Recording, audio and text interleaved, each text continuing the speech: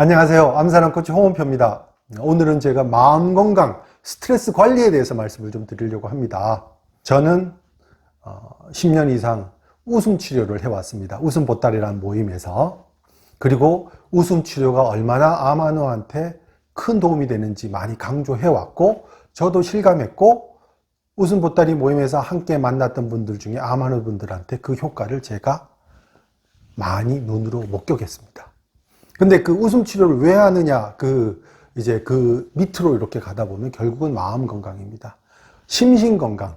사실 마음과 몸은 동전의 양면과 같고, 많은 암환우들의 경험을 보면 암 발병 진단 이전에 꽤 오랫동안 마음의 병을 앓았던 분들이 많습니다. 그러니까 결국은 암의 원인이 뭐냐라고 했을 때 식사다, 생활 습관이다, 여러 가지 원인들을 들 수 있잖아요. 그런데 사실은 저는 스트레스가 상당히 많은 부분을 차지한다고 생각을 합니다.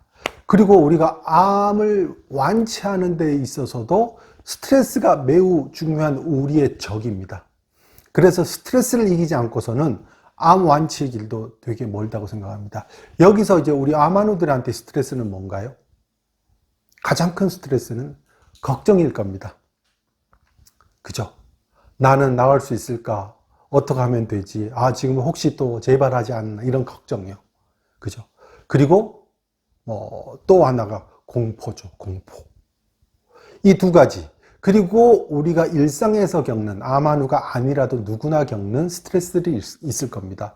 우리 암 환자라고 해서 그런 생활에서 벗어나지 못하니까 사람 사이의 관계에서 오는 스트레스, 일에서 오는 스트레스, 그런 여러 가지 스트레스가 있잖아요. 근데 이 스트레스가 어떻게 암 완치의 길에 방해 요소가 되는지를 지금 말씀을 드리고, 어떻게 그걸 극복할 것인가에 대해서 제가 팁을 좀 드리려고 합니다. 우리 스트레스가 오면요, 어디서부터 반응을 할까요? 바로 우리 뇌에 편도체가 작용을 합니다. 그럼 편도체는 바로 어디에 신호를 보내냐 하면 우리 몸의 교감신경을 활성화시킵니다. 그러니까 이 교감신경과 부교감신경은 우리 뇌에서 서로, 이게 자율신경계거든요. 그래서 긴장하고 뭔가 걱정 많고 스트레스를 받을 때는 교감신경이 싹 그냥 쓱 올라가고요. 그 다음에 우리가 릴렉스되어 있고 편안한 상태가 되면 부교감신경이 이렇게 싹 올라갑니다. 이 두 개가 시속게임을 하면서 밸런스를 맞춰야 우리는 안정된 상태의 몸과 마음이 유지가 되는데, 스트레스를 받으면 편도체가 얘가 딱 힘을 딱 발휘해서 야, 교감신경 너 빨리 올라가, 이렇게 명령을 내립니다. 그럼 교감신경이 올라가면 우리 몸에서 어떤 작용이 생기냐면 스트레스 호르몬, 우리 부신에서 스트레스 호르몬이 싹 분비가 됩니다. 코르티솔, 아드레날린, 노르아드레날린 같은. 근데 사실은 우리 몸이 밸런스가 유지될 때는 이 스트레스 호르몬이 좋은 작용을 합니다. 왜? 스트레스가 나왔으니까 너 지금 긴장해? 그리고 몸에서 뭔가 문제가 되는 것들을 방어하기 위해서 스트레스 호르몬이 나오는 거거든요. 이거 자연스러운 과정입니다. 근데 이제 스트레스 호르몬이 나오니까 우리 몸의 신체 기관들이 이제 비상이 걸립니다. 그래서 심장이 두근거리고 혈액이 빨리 흐릅니다. 심장이 팍팍팍 해서 혈관이 빨리 작용을 하죠. 그 다음에 우리 몸의 위장 기능이 비상이 걸립니다. 그 다음에 우리 몸의 백혈구 속의 면역세포들도 비상이 걸립니다. 외부에서 뭔가 침투했을지도 모르니까 너 비상이야 라고 해서 면역세포 중에 호중구가 막 늘어납니다.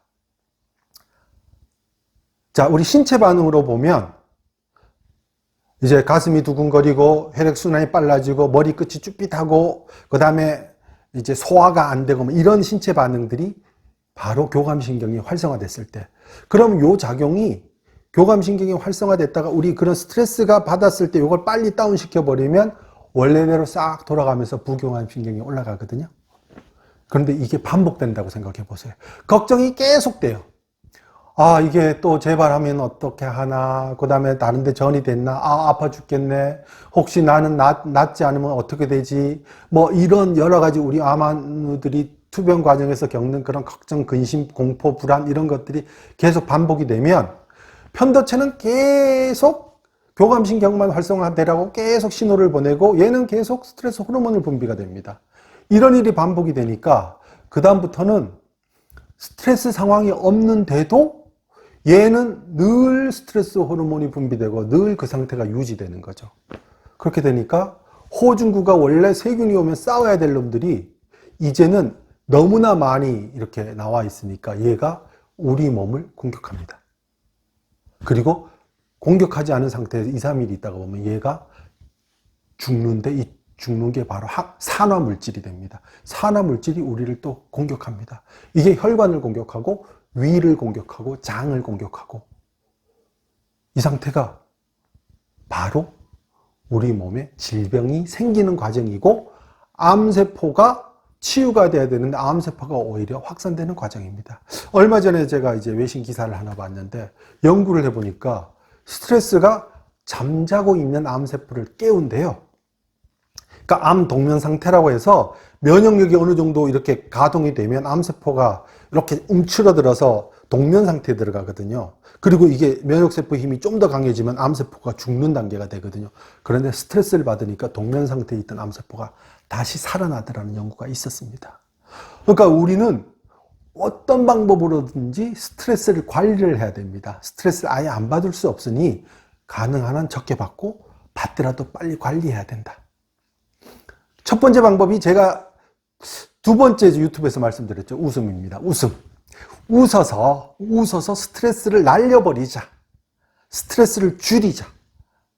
이만큼 좋은 방법이 없습니다. 웃음의 스트레스 감소 효과, 면역 효과에 대해서는 연구가 너무나 많이 되어 있고요. 또 하나가 여러분 이미 많이 명상을 해라. 근데 명상이 어렵잖아요. 그래서 이제 제가 알려드렸던 방법 중에 하나가 호흡을 하는 방법입니다. 제가 이제 많은 분들한테 얘기했는데 호흡을 어떻게 하나요? 심호흡, 우리 이제 복식호흡이라고 하잖아요. 그래서 호흡을 하는 방법을 제가 알려드릴 텐데 쉽습니다. 명상을 하든 호흡을 하든 가장 사람들이 어렵게 느끼는 게 눈을 감고 호흡을 하는 도중에 잡념이 들어옵니다. 그죠? 걱정이 들어오잖아요. 이 걱정을 날리지 못하는 한 호흡의 효과는 없어요. 그래서 심호흡을 하되 할 때마다 숫자를 세라. 내가 몇 번을 했는지 숫자를 한번 세보자.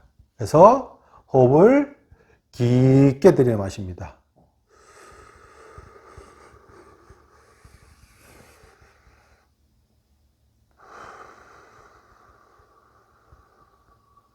이렇게 깊게 우리 단전 밑에까지 들여 마셨다가 천천히 뱉어내는 이 심호흡인데 이 심호흡을 들이마셨다가 내뱉을 때마다 한 번씩 세는 거죠. 들이마시고 내뱉으면 한 번, 들이마시고 내뱉으면 두 번.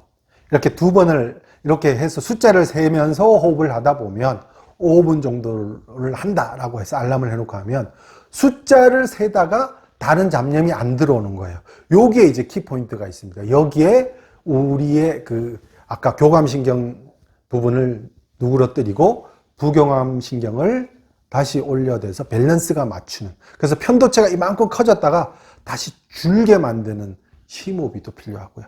또 하나는 우리 교회에 가서 성당에 가서 기도를 하고 그 다음에 절에 가서 우리 독경을 외우고 108배를 하잖아요.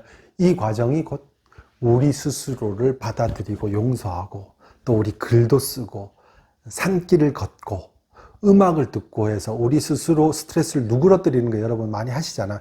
이것도 되게 중요합니다. 그래서 감사합니다. 고맙습니다. 긍정, 매사에 긍정하기. 이 마음가짐을 갖는 것도 되게 우리 마음 건강에 중요하다고 하잖아요.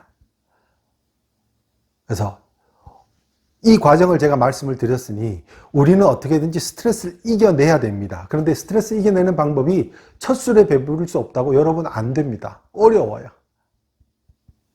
사실은 한 달, 두 달, 세 달, 6개월, 1년 늘 이렇게 하도록 애를 쓰지 않으면 이게 잘 안 되니까 여러분 스트레스가 우리 암 완치의 길에 가장 큰 적이니까요.